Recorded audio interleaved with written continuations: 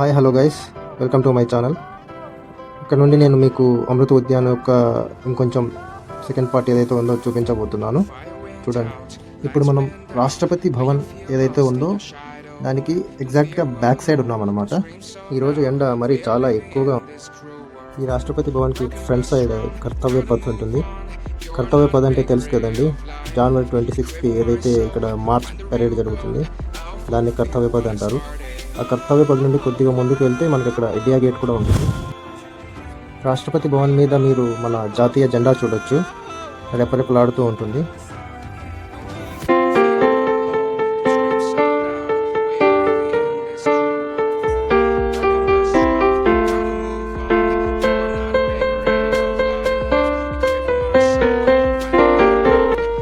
ఈ అమృత ఉద్యానం చూడటానికి every year లక్షల సంఖ్యలో అయితే రిజిస్టర్ చేసుకుని చూడటానికి వస్తారు.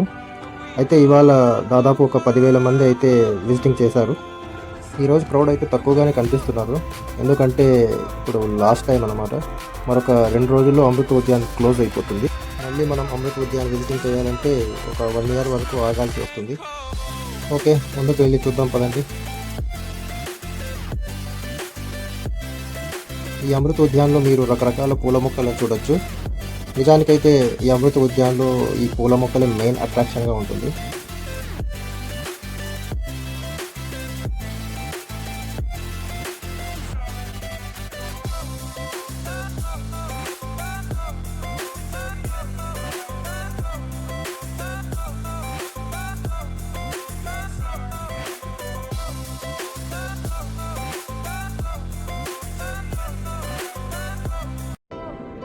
ఇక్కడ ఈ అమృత ఉద్యాన్లో మనకి మెడికల్ క్యాంప్ కూడా కండక్ట్ చేస్తున్నారు. మనం ఇక్కడ ఉన్నప్పుడు మనకి ఏదైనా ప్రాబ్లం అవుతే ఇక్కడ వచ్చి మనం మెడికేషన్ కూడా తీసుకోవచ్చు.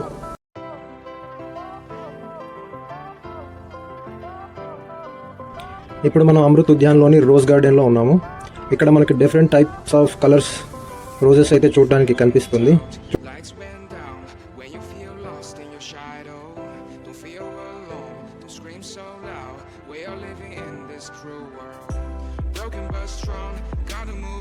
ఈ అమృత ఉద్యాన్లోనే ministry of urban and home affairs వాళ్ళు ఒక ప్రోగ్రామ్ కండక్ట్ చేశారు. అది చాలా బాగుంటుంది. నేను దాన్ని కూడా రికార్డ్ చేశాను, కానీ ఈ పార్ట్లో చూపించడం కుదరకపోవచ్చు. కాబట్టి నేను మీకు నెక్స్ట్ పార్ట్లో దాన్ని చూపిస్తాను. తప్పకుండా చూడండి.